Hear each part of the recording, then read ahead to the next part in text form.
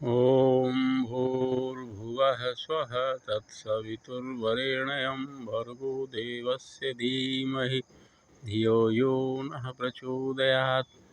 आइए इस अमड़ाई में दो चार पल बैठकर हम लोग कुछ अच्छी चर्चा करें। हम लोग जानते हैं कि गायत्री महामंत्र जो है वो सद्बुद्धि की देवी हैं। गायत्री मंत्र जपने के बाद मनुष्य को सद्बुद्धि मिलता है, इसमें कहीं दो मत नहीं है। गायत्री महाविज्ञान में परम पूज्य गुरुदेव ने इस पर चर्चा किया है कि इसके साथ कुछ शर्तें भी जुड़ी हुई हैं।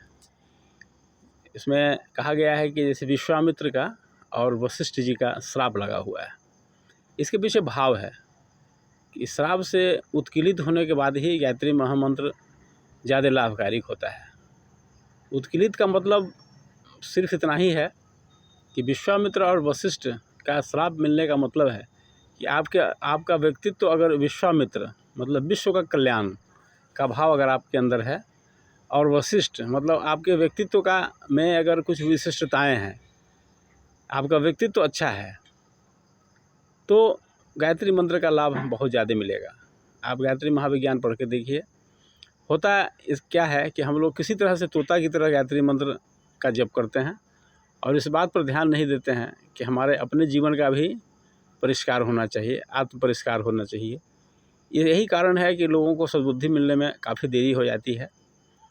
और आज हम लोग इस पर थोड़ा सा विचार यही करते हैं। कभी कभी ऐसा देखा जाता है कि जो इस भाव के साथ जो विश्वामित्र और वशिष्ठ के श्राप को उत्कीलित किए बिना गायत्री मंत्र का जप करते हैं, अर्थात जिनके व्यक्तित्व में विश्व कल्याण की भावना नहीं है और व्यक्तित्व में कोई विशिष्टता नहीं है, कोई आदर्श नहीं है, तो गायत्री मंत्र का प्रभाव बहुत कम हो जाएगा। यही कारण है कि जो लोग कहते हैं कि हम 25 वर्षों से गायत्री मंत्र की साधना कर रहे हैं, वो भी आपस में गाली गलौज करते हैं, मारपीट करते हैं, अभद्र भाषा अभद्र आचरण का प्रयोग करते हैं दूसरे के प्रति। इसका यही कारण है कि हम से केवल तोता की तरह लिप एक्सरसाइज करते हैं। तो लिप एक्सरसाइज करने से लाभ नहीं मिलता है, बहुत कम मिलता है जो दिखाई नहीं देगा। लेकिन वही काम अगर हम विश्वामित्र और वशिष्ठ के भाव से करें तो उसका लाभ अब स्पष्ट दिखाई देगा और इसका प्रभाव समाज पर भी पड़ता है।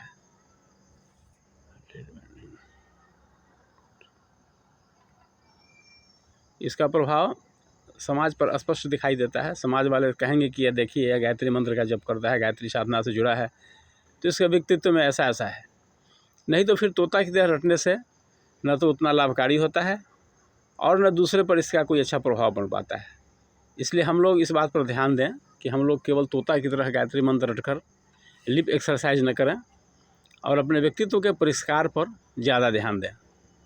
विश्वामित्र और वशिष्ठ के श्राप से जब मुक्ति मिलेगी, गुरुदेव ने इसका बहुत अच्छा स्पष्ट किया है कि ऐसा कोई विशेष श्राप अलग से नहीं है। इसका मतलब इतना ही है, जब आपके व्यक्तित्व में मैग्नेटिज्म पैदा हो जाएगा तो उसका लाभ ज़्यादा दिखाई देगा।